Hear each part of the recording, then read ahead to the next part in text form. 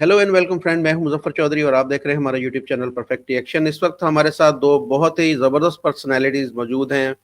पाकिस्तान से जनाब वसीम अल्ताफ़ साहब और जर्मनी से डॉक्टर इंजीनियर प्रदीप पवार साहब। दोनों ही बहुत ही ज़बरदस्त अपने व्यूज़ रखते हैं मुख्तलिफ जियो पोलिटिकल और दीगर जितने भी सब्जेक्ट होते हैं। तो बहुत अच्छा लगता है इनसे बात करके। मैं पहले इन दोनों को अपने शो में वेलकम कहता हूँ। अस्सलाम वालेकुम, नमस्कार। नमस्कार, अस्सलाम वालेकुम। Thank you for inviting. Thank you for नमस्कार इनवाइट। वसीम साहब। Thank you very much. Thank you. नमस्कार। अच्छा अच्छा सर, आज जो हमारा टॉपिक है वो एक योगी जी ने कल स्टेटमेंट दी है, उसके ऊपर है कि उन्होंने बोला है कि जो पाकिस्तान की बात नहीं की उन्होंने, लेकिन भारत, संभल और बांग्लादेश के जितने मुसलमान हैं उनके बारे में उन्होंने बोला है कि सेम माइंडसेट है। हम उनकी पहले वीडियो देखते हैं, उसके बाद में डॉक्टर साहब से हम जर्मनी और यूरोप में जो एक इस्लाम के फैलाव के ऊपर जो वहाँ पर सोच रखी जाती है, जो पढ़ाया जाता है, वो हम जानेंगे। और वसीम सर से हम पाकिस्तान और सब कॉन्टिनेंट के अंदर जो एक माइंडसेट है और किस तरीके से इस्लाम यहाँ पर फैला, इसके ऊपर हम उनसे जानेंगे। लेकिन पहले हम वीडियो देखते हैं।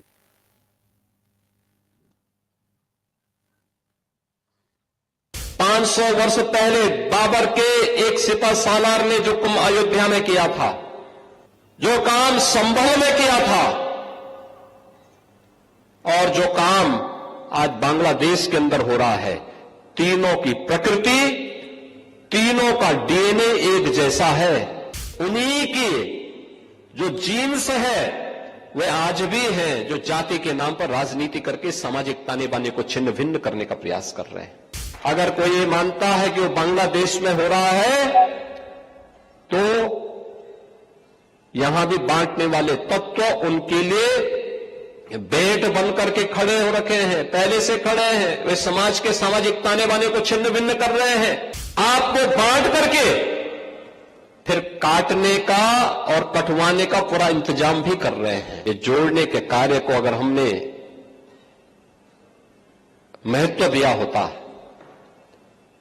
सामाजिक विद्वेष को आगे बढ़ाने और समाज को तोड़ने की समाज के दुश्मनों की रणनीति को सफल नहीं होने देते, ये देश कभी गुलाम नहीं होता। हमारे तीर्थ अपवित्र नहीं होते।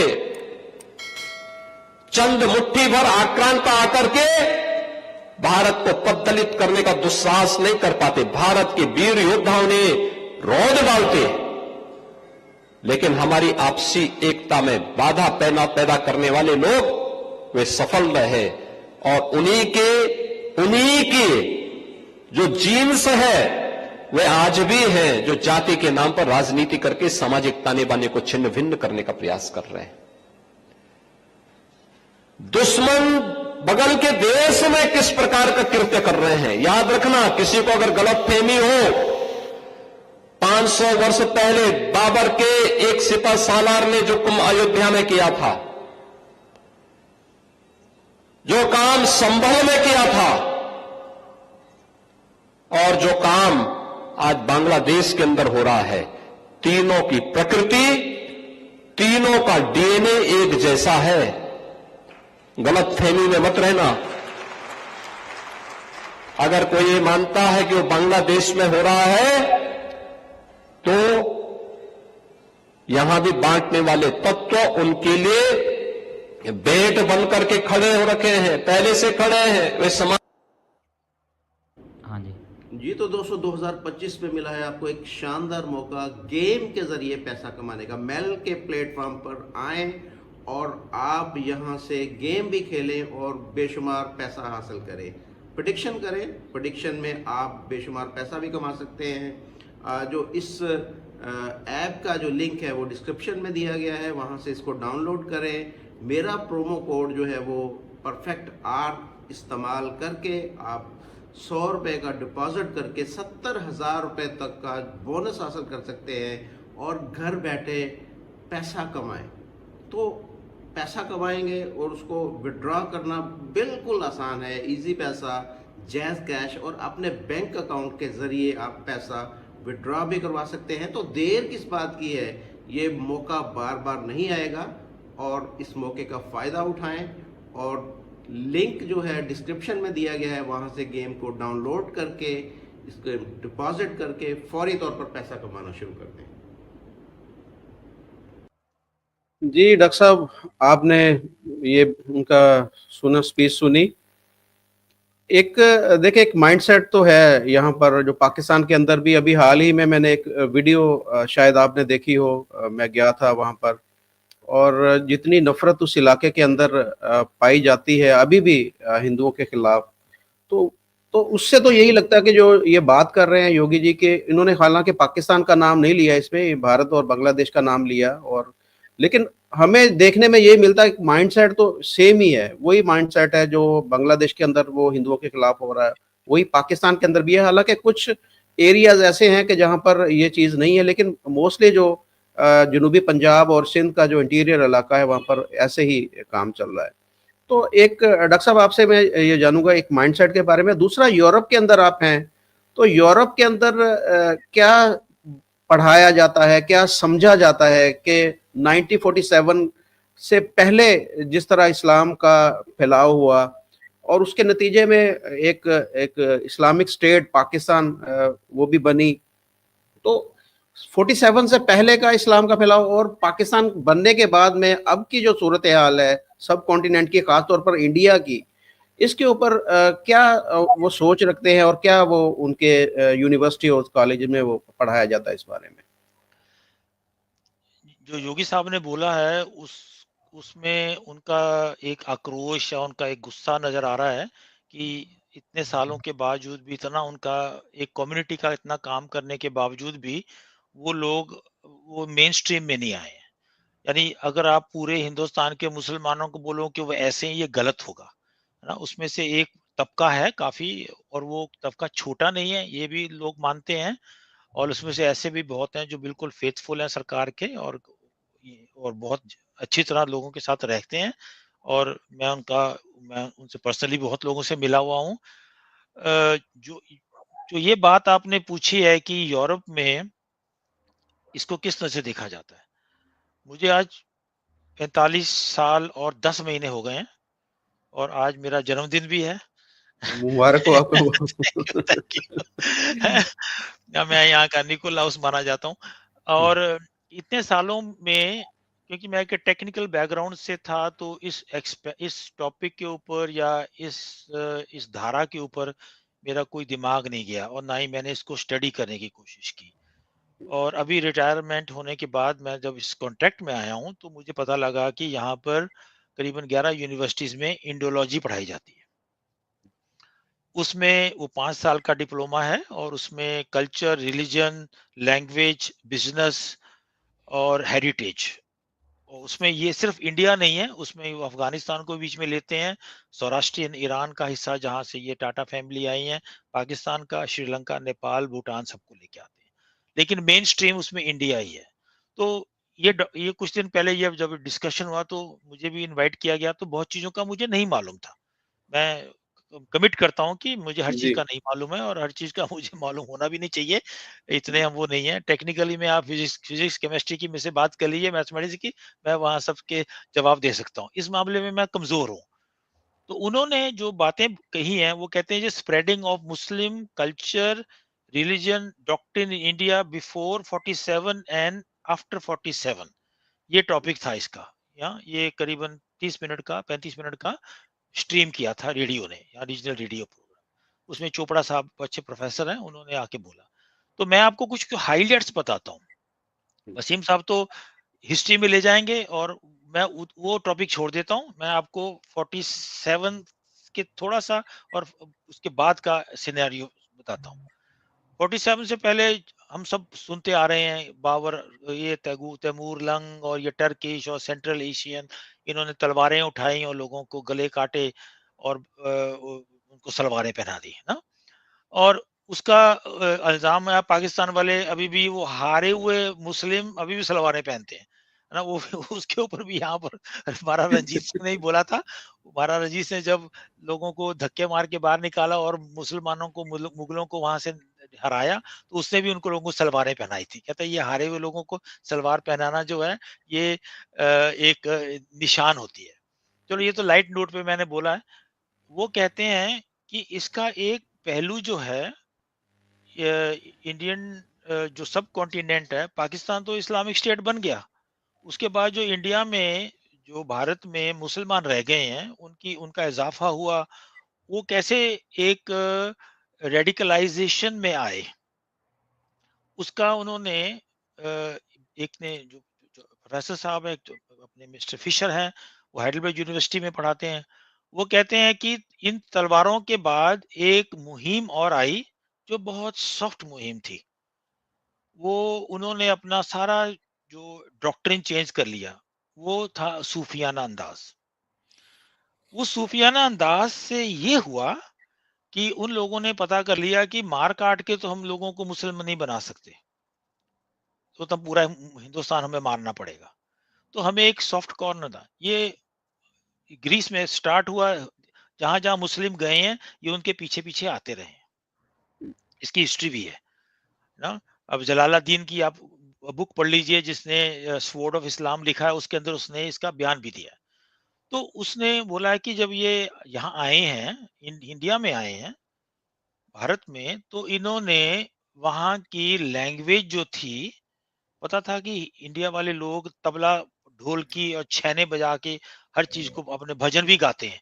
इन्होंने वही तकलीफ ली, और इन्होंने यूपी-सीपी, ब्रिज भाषा और ये जो लैंग्वेजेस थी, इनके ऊपर उन्होंने गाने बनाने स्टार्ट किए, और इन्होंने उसको तरीके से अपनाया, और ये कामयाब रहे काफी देर तक, क्योंकि ये सॉफ्ट कॉर्नर रखते थे। अब आप एक उनका गाना सुनिए, छाप तिलक छोड़ी मोरे नैना मिलाई के। अगर आप उसका पूरा गाना सुने, तो वो छाप तिलक लगाने वाला कौन है? लड़की तो औरत है ना। वो जी छाप तिलक लगाने वाली औरत है। वो ये तो नहीं कह रही कि कृष्ण भगवान मेरे घर में आ गए हैं, या मेरा मेरे शिव जी आ गए हैं। वो तो एक नबी की कर रही है ना। अभी मेरे घर में नबी आए, मैंने अपनी तिलक और छाप भी छोड़ दी। ऐसे बहुत सारी आपको एग्जाम्पल मैं दे सकता हूँ। तो ये इन्होंने कला इस उसका ये सॉफ्ट कॉर्नर से इसको उसको मेन स्ट्रीम में लाया गया, और उन्होंने गांव-गांव जाके ढोलकी, छैने, तबले बजा-बजा कर उन्हीं की लैंग्वेज में इस्लाम कल्चर को, रिलीजन को उन्होंने फोर्टिफाई किया।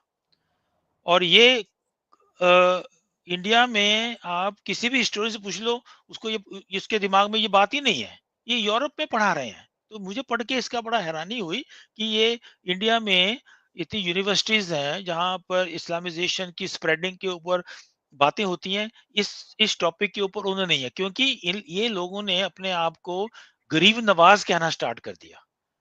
किसी हिंदू ने, सिख ने उनको नहीं बोला गरीब नवाज, ये खुद जी ही गरीब नवाज बन गए हैं। वो जो चिश्ती हैं दरगाह अजमेर वाले, उनमें से 9 जी तो जेल बैठे हुए हैं रेप के केस में। तो ये हम्म, उसी का ये एक डायनेस्टी उन्होंने तैयार की, और उन्होंने जगह-जगह उन्होंने बड़े-बड़े महल बना लिए। उनको उनमें हिंदू जाने स्टार्ट हो गए, अभी भी जाते हैं, अभी बहुत जाते हैं, ज्यादा छुट्टी जाते हैं पे आते हैं। अभी तो अब थोड़ा-सा, जब से अजमेर का वो किस्सा हुआ है रेप का और करप्शन का, तो उनकी उनकी फ्रीक्वेंसी कम हो गई है। अब आप दिल्ली के पास चले जाइए, आगरा, तो वो वहाँ भी उन आती है, वहाँ भी लोग जाते हैं। मैं भी गया हूँ वहाँ पर, हाँ, मैं भी कव्वालियाँ सुनकर आया था। अब पता लगा तो इसका तो मतलब तो कुछ और है इनका। एक इस टॉपिक को पे उन्होंने डिस्कशन किया कि ये भी एक सॉफ्ट कॉर्नर रखा गया था, कि जो जिनको हम मार नहीं सकते, काट नहीं सकते, जो तबलीगी जमात से डर के घर में रहते हैं, ये भी गाने के तरीके से, ये भी एक तबलीग थी ना। इसको हम्म, इसको हिस्टोरियन आई थिंक कोई प्रोफेसर कपिल हैं, उन्होंने इस बात के ऊपर कहीं बोला भी था, लेकिन उनकी बात बीच में दब गई।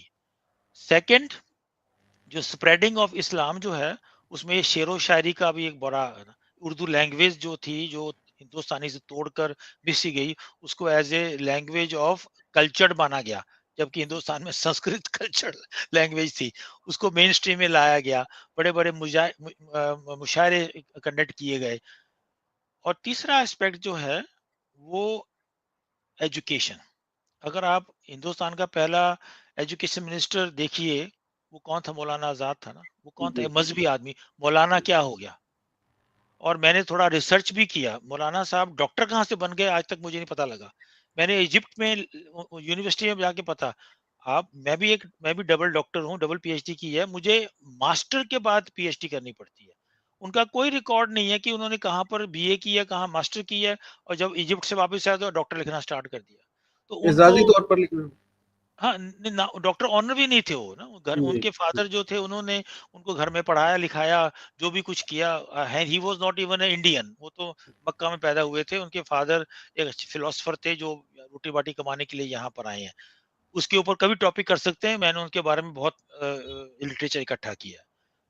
उस एजुकेशन सिस्टम ने इंडिया में जो बचा खुचा इस्लाम था, जो पाकिस्तान के बाद शायद मिट भी जाता, उसको फिर लिया है। उसको बुक्स में, उनको गुड बुक्स में लाया। अकबर को लेके आया, उसके 9 रतन आ गए, उसके बीरबल की कहानियां आ गई, जहांगीर। आप दिल्ली में चले जाओ, लोधी रोड, इब्राहिम रोड, तो शाहजहां रोड, यूपीएससी की सबसे बड़ी बिल्डिंग जो है वो शाहजहां रोड पर है, जहां मैंने भी क्वालिफिकेशन के लिए मैं गया हुआ था। तो आप इनको, इन्होंने इस तरीके से लोगों के जहनों में डाल दिया। मैं आपको छोटी सी कहानी सुनाता हूँ। अगर आप पंजाब, आप तो होशियारपुर के, आपका बैकग्राउंड है, मेरा भी होशियारपुर का बैकग्राउंड है। होशियारपुर से आप हिमाचल ऊना की तरफ जाएं तो वहां पर जी। एक ज्वाला जी का मंदिर आता है। हम्म, ज्वाला जी हिंदुओं की माता है। तो अच्छा जी। जो भी जाता है वहां जाके पूजा करके आते हैं। वहाँ ज्वाला जलती रहती है, वहाँ गैस है, लेकिन लोगों की श्रद्धा है। तो उसमें गाना गाते हैं कि नंगे नंगे पैरी अकबर आया, आके सोने दा छत्र चढ़ाया। अच्छा। तो मैं अपने फादर के साथ गया हुआ था, तो मैंने मैंने पंडित से पूछ लिया। मैं कहा, पंडित जी, उस जमाने में अकबर दिल्ली में था, और ये जो है 350-400 किलोमीटर का डिस्टेंस है। ये अकबर को आने में तो 6 महीने लगे होंगे, और हम्म, जाने में 6 महीने लगे हैं। 50,000 की लेके आता था सेना आपके साथ। तो आप ये गाने क्या गाते हैं? हम्म, वो चुप कर गया। तो मैंने कहा, ये मेरे फादर कहते हैं ये लड़ पड़ते हैं, तो ये थोड़े इनको पता है ना कि हमने। मैं कहा, ये गाने आप झूठे क्यों गाते हो? तो हम्म, ये, यानी इतना दिमाग खराब किया हुआ था कि अकबर दिल्ली छोड़ के ज्वाला जी में छतर चढ़ाने आया। वहां रखा हुआ है छतर एक। मैं कहा, अच्छा। ये उस जमाने का, ये 1600 का है, अब तक खराब क्यों नहीं हुआ ये, है ना? हम्म, एनी हाउ, तो मैं उसको थोड़ा सा मजाक के तौर पे कह रहा हूँ, लेकिन इट इज ए सिकनेस, ये बीमारी हमारे हम्म, पैदा करती है। और लास्ट पॉइंट जो है, उसके बाद वसीम साहब को मैं आप पूछेंगे से सवाल। मेरा जो लास्ट है वो देखिए, सबसे ज्यादा ब्लो इस्लामिजेशन का कहाँ से आया? बॉलीवुड से। आप, मैं बचपन जितनी फिल्में देखते आ रहा हूँ, गुंडा बदमाश, हमेशा एक पंडित होगा, तिलक लगाने वाला, कन्हैया लाल एक्टर, वो धोती पहने हुआ है, मुंह में पान लगाया हुआ है, वही बदमाश है। मुसलमानों का, क्रिश्चियन का आपको बदमाश नहीं है। एक फिल्म आई थी फिरोज खान की, दयावान, उसमें हम्म, विनोद खन्ना जी। जो है वो गुंडा होता है, हम्म, उसको ग्लोरीफाई किया हुआ है, वो एक बड़ा हम्म, बड़ा गुण होता है। तो ये हमारा, और आप देखिए राज कपूर की पिक्चर देखिए, मैं बचपन में खुद गाता रहे, इब्तिदाए इश्क में हम सारी रात जागे, अल्लाह हम्म, जाने क्या होगा, मौला जाने क्या होगा। वहां हम्म, अल्लाह का और मौला का मतलब ही कोई नहीं है, लेकिन वो जी। सब गा रहे हैं। हैं? हम्म, देखें कहाँ पर गिरती है बिजली, अल्लाह खैर करे। या यानी हर एक जो गाने हम लोगों के बनाए गए, फिल्में अब बनाई बहुत गई, सारी मूवीज, कुली मूवी उनमें, देखें, उसके अंदर हाँ, आप बिल्कुल, इस तरह वो की बहुत सारी मूवीज मिलना हैं। लगा। तो इस ये जो मॉडर्न इंडिया में स्प्रेड हुई है बातें, हम्म, इसके अंदर इन चीज़ों को अगर हम डिस्कस नहीं करेंगे, तो हमें एक एक और बैकग्राउंड नज़र, वही हमें वही कातिल नज़र आएँगे, जो अफ़गानिस्तान से, सेंट्रल एशिया से आए थे। नहीं, उसके बाद और कातिल बहुत बैठे हुए हैं, जिन्होंने अपने ढंग से, लिटरेचर ढंग से इस्लामाइजेशन को मेन स्ट्रीम में लाया, और फिर अपीसमेंट बहुत चली है। प्रोफेसर चोपड़ा साहब कहते हैं कि 6% लोगों के हकूक जो हैं वो इंडियन से ज्यादा हैं। अब देखिए, हज जो है वो सब्सिडीज होता हम्म, है ना?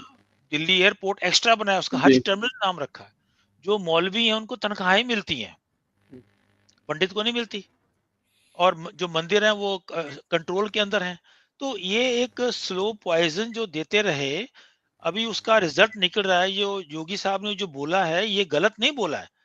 उनकी लैंग्वेज जरूर थोड़ी सी हार्श है, और उन्होंने उसको वार्निंग की है कि कटेंगे तो ऐसा कुछ बटेंगे नहीं, तो कटेंगे। कटेंगे तो कटेंगे।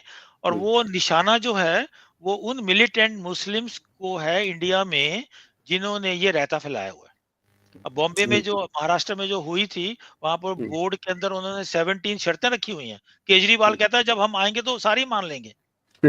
तो आप आप आप देखिए कि ये एक स्लो पॉइजन देते देते देते आपको आप कामयाब हो जाएंगे इंसान को मारने में। तो लेकिन अभी एक जो जो भारतीय जनता पार्टी है, वो हिंदू नेशनल पार्टी जरूर है, लेकिन इतना वो उनमें वो दम नहीं है। आरएसएस बिल्कुल टूथलेस हो गई है। नहीं तो इतने अब बांग्लादेश में इतना ड्रामा हो रहा है। अब बांग्लादेश की एम्बेसी के सामने क्यों नहीं आरएसएस ने 10,000 बंदा इकट्ठा कर लिया? कन्हैया लाल की गर्दन काट दी, कहाँ थे सब लोग? तो ये एक अपीजमेंट चल रही है सरकार की भी, और मैं उसको ओपनली क्रिटिसाइज भी करता हूँ। दुश्मनी हमें जो है, जिसके पास पासपोर्ट है इंडिया का, वो मेरे लिए इंडियन है, चाहे वो मुस्लिम है, चाहे वो हिंदू है, चाहे वो सिख है, वो मेरा भाई है, मेरी बहन है। अगर वो लोग पासपोर्ट लेने के बाद, इतनी फैसिलिटी लेने के बाद, उसके बावजूद भी अपना वो रंग दिखाते हैं, तो योगी जो है वो बोलेंगे, मुझे लगता है। अब तो ये बोले हैं, कुछ और भी आ जाएंगे। जी बिल्कुल जी। वसीम सर, आपने बड़ी डिटेल के साथ डॉक्टर सर की बातें सुनी। आपके ख्याल में ये जो गजनवी हमें बताया जाता है हमारी एजुकेशन के अंदर, गजनवी, अयूबी, मोहम्मद बिन कासम, इनकी वजह से ये सब कॉन्टिनेंट में इस्लाम फैला, या आप भी समझते हैं कि इसके साथ साथ और भी फैक्टर्स हैं, जैसे कि बॉलीवुड की बात की इन्होंने, और भी सूफिया कराम की जो हम यहाँ पर बताया जाता है कि जो मुल्तान के अंदर बहाउद्दीन ज़िक्रिया हैं, जैसे इंडिया के अंदर निज़ामुद्दीन औलिया हैं, या जलालुद्दीन रूमी का इन्होंने नाम लिया कि वो सारा ये। तो आपके ख्याल में क्या हुआ, क्या था एक्चुअली, कैसे? केरला के अंदर भी शायद एक मस्जिद भी है, वो कहा जाता है कि इस कॉन्टिनेंट के अंदर सबसे पहले वहां पर मस्जिद बनी, और ताजर कोई वहां से आए थे जो मिडिल ईस्ट से, उन्होंने वहां पर इस्लाम के लिए प्रीचिंग की। तो कुछ आप बताएंगे हमें कि असल में क्या हुआ, क्या था वहां पर? या फिर एक जो ये कहते हैं, सारे के सारे कहते हैं कि ये तलवार के डर से हमने शलवारें पहनी है, यही असल में कहानी है? देखिए जी, बात ये है कि किसी सूफी के अखलाक से मुतासिर हो के मजहब तब्दील करना यकीनन होता होगा, ऐसे हुआ होगा ऐसे, लेकिन बहुत एक महदूद पैमाने पे। जनरली ये जो मजहब होता है, जो आपका अकीदा होता है, ये आप तब्दील नहीं करते इस तरीके से। ख्वाजा अजमेर शरीफ जो हैं, उनकी यानी अजमेर शरीफ में ख्वाजा साहब की निजामुद्दीन दरगाह औलिया। पे, निजामुद्दीन औलिया की दरगाह पे बेशुमार हिंदू भी जाते हैं, सिख भी जाते हैं। लेकिन इसका ये हरगिज मतलब नहीं है कि वहां जाने के बाद वो मुसलमान हो जाते हैं। वो अपना धर्म जो है उसको कायम रखते हैं। ऐसा नहीं होता कि आप अपना मजहब तब्दील कर लें। अच्छा, यकीनन मैं आपकी बात से इस हद तक एग्री करता हूं कि इन्फ्लुएंसेस होते हैं, लेकिन ये इतनी एक डीपली इनग्रेन्ड चीज है, जो आपका अकीदा है, जो आपका मजहब है, जो बचपन से आपकी इंडोक्ट्रिनेशन हुई है, आप फौरी तौर पे उसको तब्दील कर लें, उसके बड़े स्ट्रॉन्ग सोशल कॉन्सिक्वेंसेस होते हैं। यानी आज फर्ज करें मैं हिंदू हो जाता हूं, तो हर कोई मेरा सोशल बायकॉट कर देगा, यहाँ पे मेरा जीना मुश्किल हो जाएगा। तो ये इस तरह नहीं है। ये प्राइमरीली जो फैला है, ये इन्वेडर्स आते थे जो अपने ख़ास मकासद के तहत इलाके फ़तह करते थे, वहाँ के लोगों को महकूम बनाते थे, लूट मार करते थे, और उसके बाद फिर ये वापस चले जाते थे। और इनमें बहुत से ऐसे भी थे, जैसे मोहम्मद बिन कासिम था। अब वो आया वहाँ से, बेसिकली ये जो उमैयद इंपीरियलिज्म था उसका एक वो रिप्रेजेंटेटिव था, और उसको यहाँ भेजा गया। और ये भी कहा जाता है कि कुछ जो डिसेंडेंट्स थे इमाम हुसैन के, वो इधर आ गए थे दीबल में, तो ये पीछे से आए थे, और इनका ये भी मकसद था कि ये इस इलाके को कैप्चर करें और उनको सजा दें। तो ये लोग जो आए यहाँ पे, तो ये तो इन्होंने आके कत्लो गारत गरी की, यहाँ पे इन्होंने लूट मार की, यहाँ पे बेशुमार हिंदुओं का कत्लेआम किया, यहाँ पे बहुत सी जो खवातीन थी यहाँ पे उनको लौंडियां बनाया इन्होंने। तो बुनियादी तौर पे इन्होंने फिर यहाँ पे ऑप्शंस दी लोगों को कि या तो मुसलमान हो जाओ, अगर मुसलमान नहीं होना तो फिर ये हमें जजिया दो, टैक्स दो। और अगर टैक्स भी नहीं दे सकते तो फिर हम तुम्हें मार देंगे। तो फिर खौफ से लोग वो, क्योंकि और कोई ऑप्शन थी नहीं, लोगों ने कहा कि चलें फिर मुसलमान हो जाते हैं, क्योंकि हुक्मरान जो है वो मुसलमान है, हमारी वो जो एक इकोनॉमिक एक स्क्वीजिंग है वो नहीं होगी, हमारी जान जो है वो महफूज हो जाएगी। तो लोगों ने फिर इस्लाम कबूल किया। फिर ऐसे भी हुआ कि एक कबीले के सरबराह ने इस्लाम कबूल कर लिया फॉर वेरियस रीजंस। तो बाकी जो लोग थे, अब लोग तो एम्यूलेट करते हैं ना, जो पावरफुल क्लास होती है उसको, जो पावरफुल रूलर्स होते हैं उनको लोग फॉलो करते हैं, तो लोगों ने भी फिर इस्लाम कबूल करना शुरू कर दिया। तो बेसिकली इसमें क्वेश्चन थी, इसमें इकोनॉमिक रीजंस थे, इसमें एक कन्वीनियंस थी, इसमें सिक्योरिटी कंसर्न्स थे कि लोग मुसलमान हुए।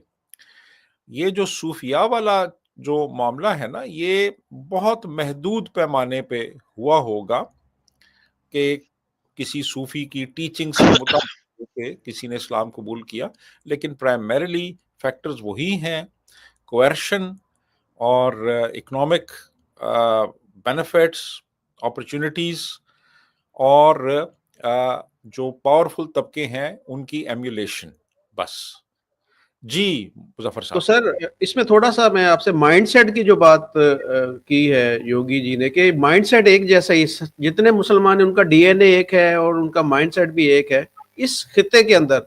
जबकि हम अरब की बात करें, हम तुर्क की बात करें, हम सेंट्रल एशिया की बात करें, उनका डीएनए और हमारे डीएनए की फर्क की वजह से माइंडसेट में फर्क है। क्या वजह क्या है कि हम हमारे यहाँ पर लोग इतने रेडिकल क्यों हैं? इसकी क्या रीजन है? देखें जी, बेसिकली ये है कि यहाँ पे रेडिकलाइजेशन तो इन जनरल पूरी मुस्लिम वर्ल्ड में है, उसको आप निगेट नहीं कर सकते, रेडिकलाइजेशन जो है वो है। लेकिन यहाँ पे असल में यूं रहा कि ये लोग 800 साल तक हुकूमत करते रहे यहाँ पे। 800 साल तक ये माइनॉरिटी में थे और ये मेजॉरिटी हिंदू जो पॉपुलेशन थी उसको ये रूल करते रहे। फिर इनसे वो छिन गया। जब छिन गया तो इनके अंदर, यानी वो पावर तो चली गई, लेकिन इनके अंदर वो जो मुगल शहजादा था जो रूल करता रहा था वो जिंदा रहा। अब जो इंडियन मुस्लिम है उसके अंदर मुगल शहजादा अभी भी जिंदा है, वो अभी भी जो पास्ट की जो ग्लोरी है उसको लेके वो बैठा हुआ है। उसने जनाब वो जर्क बर्क कपड़े पहने हुए हैं, हाथ में तलवार पकड़ी हुई है, घोड़े के ऊपर वो बैठा हुआ है और वो अपने ख्यालों में फतूहात कर रहा है। वो ये नहीं समझ रहा कि यार अब जमाना बहुत आगे निकल चुका है, हालात बदल चुके हैं। वो जो दौर था महमूद गजनवी का, नादिर शाह दुरानी का, अहमद शाह अब्दाली का और बाबर का और हुमायूं का और जहांगीर का, औरंगजेब का, वो जमाना गुजर गया है। अब नया दौर है। नया दौर में नए दौर में नया माइंडसेट चाहिए होता है। ये उससे बाहर नहीं निकले। ये अभी तक जो है ना, ये हिंदू को अपना एक कंपेटिटर समझते हैं, अपना एक राइवल समझते हैं, और ये उसको अभी भी एक दुश्मन की नजर से देखते हैं। मैं मेजॉरिटी की बात करता हूँ। ये हमारा जो है जी ना, जी इसने जी। हमसे हुकूमत छीनी, इसने हमारे से वो जो हमारी ग्लोरी थी वो इसकी वजह से चली गई, हम माइनॉरिटी में आ गए, ये मेजॉरिटी में आ गया। तो वो फिर एक तरह से उनका एक रिएक्शन होता है, रिएक्शन है उनका। यानी वो, अब आप, मैं उसकी आपको एक कॉन्क्रीट एग्जांपल देता हूँ कि दिल्ली में जामिया मस्जिद है। अब जामिया मस्जिद के अंदर बहुत जगह है और उसके चारों तरफ जो है ना वो ऐसे लॉन्स हैं, आप वहां पे भी नमाज पढ़ सकते हैं, बहुत जगह। वो उसको नमाज को छोड़ के सड़क पे आ जाएंगे, उस सड़क पे आके नमाज पढ़ेंगे, सड़क को ब्लॉक करेंगे। एक एक act of defiance, act of defiance, defy करना। ठीक है। इसी तरह जुलूस निकालेंगे, लाउड स्पीकरों पे ऐलानात करेंगे, सड़कों पे आ जाएंगे, और ये जो मुस्लिम एलीट है ये बड़े बड़े फायदे उठाती है। पिछली जो गवर्नमेंट थी कांग्रेस की, उन्होंने इनको बड़े इंसेंटिव्स दिए इनको कोऑप्ट करने के लिए, और ये मुस्लिम कार्ड इस्तेमाल करते रहे। अब ये मोदी जी से तंग इस वजह से है कि मोदी जी ने वो चीजें वापस ले ली हैं। मोदी जी की पॉलिसी वो नहीं है जो कांग्रेस की थी। कांग्रेस को तो एक्सप्लॉइट करते रहिए। अब जो है ना, मोदी जी ने निकाला है डंडा। उन्होंने कहा है जी कि अब जो ये योगी जी भी कह रहे थे, बिल्कुल सही कह रहे हैं। तो बात ये है कि जब आप ग्राउंड रियलिटीज को आपने समझना ही नहीं है, आपने पास्ट में रहना है, आपने हर चीज पे रिएक्ट करना है, आपने डिफाई करना है, आपने आपके नजदीक म्यूचुअल को एग्जिस्टेंस का कॉन्सेप्ट ही नहीं है। आप तो कहते हैं जी हम तो डोमिनेट करते हैं, हम तो अपर हैंड हमारा होना चाहिए, बाकी सारे जो है वो अंडरडॉग्स हों। ऐसे तो नहीं होता ना, ऐसे तो नहीं आप आज के दौर में जिंदा रहते। तो ये चीज है जी, मेरा तो ये ख्याल है इसमें जी। मुजफ्फर साहब जी बिल्कुल, आपकी बात से एग्री करते हैं हम, मैं भी और डॉक्टर साहब भी। डॉक्टर साहब, इसमें कुछ चीज ऐड करना चाहेंगे आप? जी हाँ, एक वसीम साहब ने बहुत अच्छी बात की है जिसको मैं थोड़ा-सा एक ऐड करूँगा कि मेरा पर्सनल एक्सपीरियंस था। तो जी 2019 में मैं औरंगाबाद गया हुआ था बिज़नेस टूर के ऊपर। तो वहीं पर एक बहुत अच्छे फिलोसोफर साहब से मेरी मुलाकात हुई। वो भी इस्लामिक फिलोसोफर थे, हैं अभी भी, हाँ, ठीक है, हाँ, बिल्कुल ठीक-ठाक हैं। तो उन्होंने अम, हम मेरे साथ होटल में ही थे, तो हम लोग थोड़ा जिम कर रहे थे, तो मेरी उनसे बातचीत हुई। तो वो कहते हैं कि जो वसीम साहब ने बोला, मैं उसी के ऊपर थोड़ा-सा एक और ऐड कर दूँ कि जब ये इस्लामाइज़ेशन का स्टार्ट हुआ, जब वो सॉफ्ट कॉर्नर स्टार्ट हुआ, जब वो तलवार थोड़ी-सी कम हुई, तब ये जितने भी गाँव थे, जो गाँव में जो वडेरे थे, उनको एक तरीके से एक टारगेट दिया था कि आप इतने लोगों को मुस्लिम कन्वर्ट करेंगे। तो उसमें से वो एक बहुत गरीब तकबा भी, आप लाटूर वगैरह चले जाओ, वो तो गरीब, वहाँ आम के सिवाय कुछ होता नहीं है। बारिश होते हुए पता नहीं 50-50 साल हो जाते हैं उनके गाँव में। उन लोगों को इन्होंने इम्प्रेस किया कि आपको हम पैसे भी देंगे और आप इस्लाम कबूल करो और उसमें आपको ये फ़ायदे होंगे। कहता है गाँव के गाँव जो थे, उनमें जो वडेरे थे, घोड़ों पे आके उन्होंने लोगों को कन्वर्ट किया। अगर आप औरंगाबाद से नासिक इधर चले जाओ, तो आपको वहाँ पर हर दुकान के सामने करीम लाला और ये लाला और ये लाला आपको मिलेंगे। वो कहते हैं ये सब के सब जो हैं, ये उस दौरान में जब ये तलवार का चक्कर चला था, उसके बाद हुए। और जो बाकी जो कन्वर्सेशन हुई है, वो उसका एक एक पॉइंट मैं आपको और ऐड कर देता हूँ कि जहाँ पर 50 फैमिलियां थीं और उसमें से 45 मुस्लिम बन गई थी, तो या तो वो 5 जो हिंदू थे निकल गए या वो भी मुसलमान बन गए। ये मैं आपको महाराष्ट्र की बात बताता हूँ ना। और अ, अभी थोड़ा-सा फिगर में आते हैं जो यहाँ पर इंडियोलॉजी में पढ़ाने के बाद मुझे थोड़ा-सा पता लगा। वो कहते हैं कि ये जो ओएससीई है, इनका डाटा उन्होंने निकाला है, वही मैं आपको 2-3 चीज़ बता। 47 से लेके 23 तक जो इंडिया में जो लिटरेसी रेट था, अब 47 की मैं बात कर रहा हूँ, वसीम साहब के पास ये डाटा में से ज़्यादा होगा। उस टाइम पर लिटरेसी रेट इंडिया में 12% था। यानी इंडिया में, पाकिस्तान तो चला गया था, हाँ? अभी लिटरेसी रेट जो है अकॉर्डिंग टू ओएससी 86% है। पॉवर्टी रेट जो था उस टाइम पर 71 था इंडिया का 47 में।